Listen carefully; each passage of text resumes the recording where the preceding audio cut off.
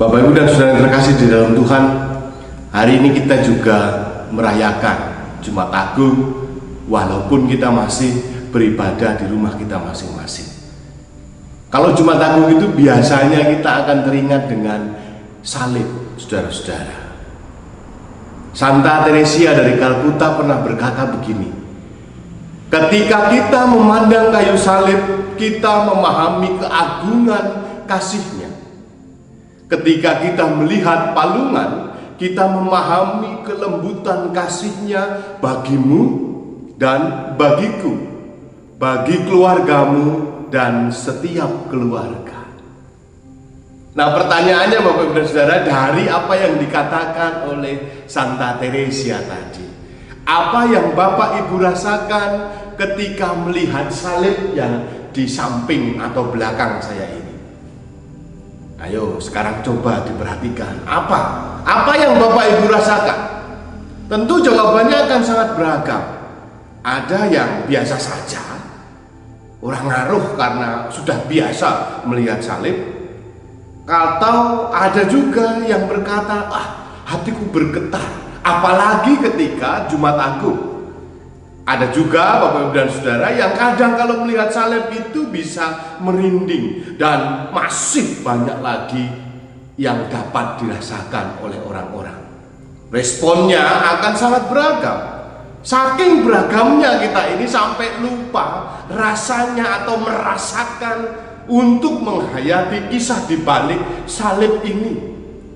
Apalagi saudara-saudara, kalau kita diminta untuk melakukan jalan salib seperti saudara-saudara kita di Katolik. Akan banyak argumennya, jelas akan begitu banyak alasan yang akan digunakan untuk menolak itu. Namun Bapak Ibu dan Saudara, Tuhan Yesus itu melakukan jalan salib. Tentu jawabnya, kan itu Tuhan, bukan aku. Tetapi jalan salib yang di dalam bacaan kita, Injil Yohanes 19 ayat 28 sampai dengan 38, saat ini berbeda dengan bayangan kita atau yang dikisahkan oleh Injil-Injil lain. Jalan salib yang ditempuh oleh Yesus dalam bacaan kita ini adalah jalan salib yang personal, sendirian. Ia menanggung susah payah sendiri, yang menjadi bagian dari ketaatannya kepada Sang Bapa. Dalam bacaan kita tadi tidak disebutkan Simone Kerene yang membantu memikul salib Yesus. Tidak tampil para perempuan-perempuan yang menangisinya. Tidak juga ada olok-olok dari orang banyak. Tidak ada penjahat yang bertobat. Tidak ada kegelapan. Tidak ada penghitungan jam. Tidak ada pula tabir Allah yang terbelah menjadi dua. Tidak ada seruan kesakitan dan kenestapaan karena merasa ditinggal. Tidak ada gempa. Tidak ada kuburan-kuburan terbuka, dan tidak ada perwira yang mengakui Yesus sebagai anak Allah.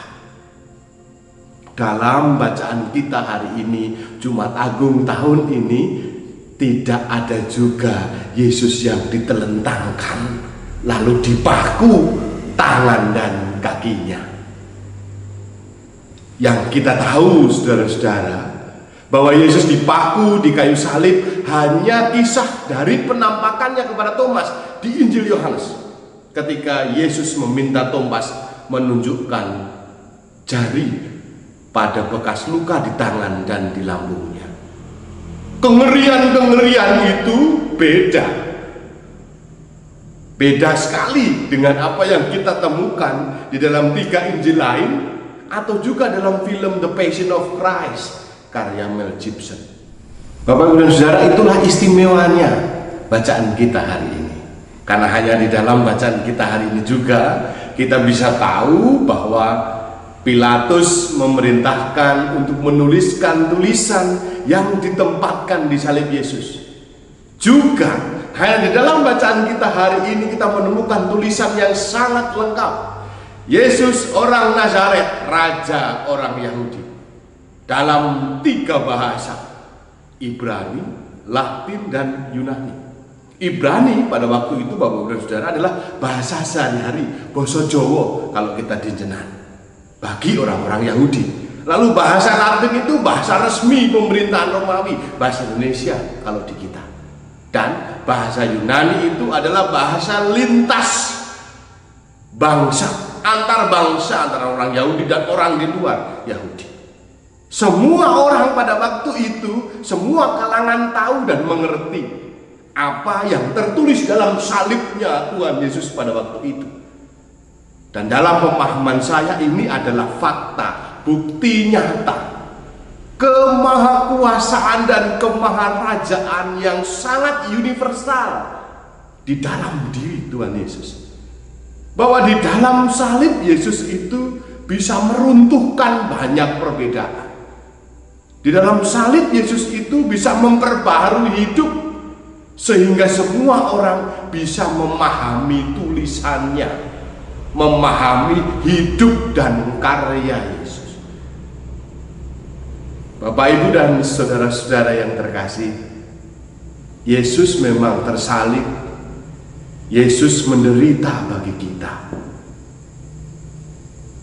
Dalam bacaan pertama dari kitab Nabi Yesaya yang Bapak Ibu pasti sudah baca di rumah masing-masing, tentang hamba Tuhan yang menderita. Di sini mengilustrasikan seluruh kehidupan Yesus, terutama kisah penyalipannya. Tuhan Allah melalui Nabi Yesaya dalam Yesaya 52 ayat 13 dan 14 berkata, "Sesungguhnya hambaku akan berhasil, ia akan ditinggikan, disanjung, dimuliakan, meskipun tidak bersalah, tetapi ia memilih menjadi hamba yang menderita. Banyak orang akan tertegun melihat dia, begitu buruk rupanya, bukan seperti manusia lagi, dan tampaknya bukan seperti anak manusia lagi." Kematian hamba Tuhan yang menderita demi pengampunan dosa. Dan inilah pilihan bebas dari Tuhan Yesus untuk mengasihi dunia dan manusia di dalamnya. Yesus sebagai hamba Tuhan tidak perlu mempersembahkan hewan sebagai korban. Ia justru mempersembahkan dirinya satu kali untuk selama-lamanya. Dan dengan mengikuti kisah sengsaranya di dalam bacaan Injil Yohanes, kita bisa merasakan bagaimana pengorbanan Yesus. Dan satu kata yang menarik dari kisah sengsara Yesus Kristus adalah di ayat yang ke-30. Yohanes 19 ayat 30 dengan kata sudah selesai. Nah, di dalam Yohanes 19 ayat 30 yang saya bacakan tadi, sudah selesai. Sebelum ia menundukkan kepala dan menyerahkan dirinya kepada Bapa di surga, di dalam bahasa Yunani, sudah selesai itu dituliskan tetelestai. Dalam sebuah penggalian arkeologis Bapak Ibu dan Saudara di tanah suci di Yerusalem, ditemukan peninggalan-peninggalan para pemungut cukai. Ya, Bapak Ibu pasti tahulah pemungut cukai itu. Ada setumpuk catatan dari para pemungut cukai dengan tulisan tetelestai, yang berarti sudah lunas. Kalau sudah lunas, berarti wajib pajak itu tidak perlu bayar lagi. Kalau sudah lunas, berarti utang tidak perlu dibayar. Hal ini kiranya menjadi kisah yang inspiratif agar saya dan Bapak Ibu Saudara dapat memahami kasih Kristus ketika di Injil Yohanes 19 ayat 30 tadi, di dalam kisah penyalipan Kristus, Tuhan Yesus berkata, sudah selesai. Dosa-dosa sudah dilunasi oleh dirinya, dan kita tidak punya piutang lagi. Pertanyaannya Bapak Ibu dan Saudara, di hari raya Jumat Agung ini, apa konsekuensi penebusan yang begitu berlimpah dari Tuhan Yesus? Kalau Yesus memikul salib sebagai tanda kasih sampai tuntas dengan mengatakan sudah selesai, maka mari kita juga menunjukkan kasih kita sampai tuntas bagi Tuhan dan sesama. Mari kita juga berani mengampuni supaya kita juga diampuni. Saya mengakhiri renungan Jumat Agung untuk ibadah keluarga, warga, jemaat GKJ Jenar Keparang ini mengutip sebuah kutipan dari Thomas Kempis.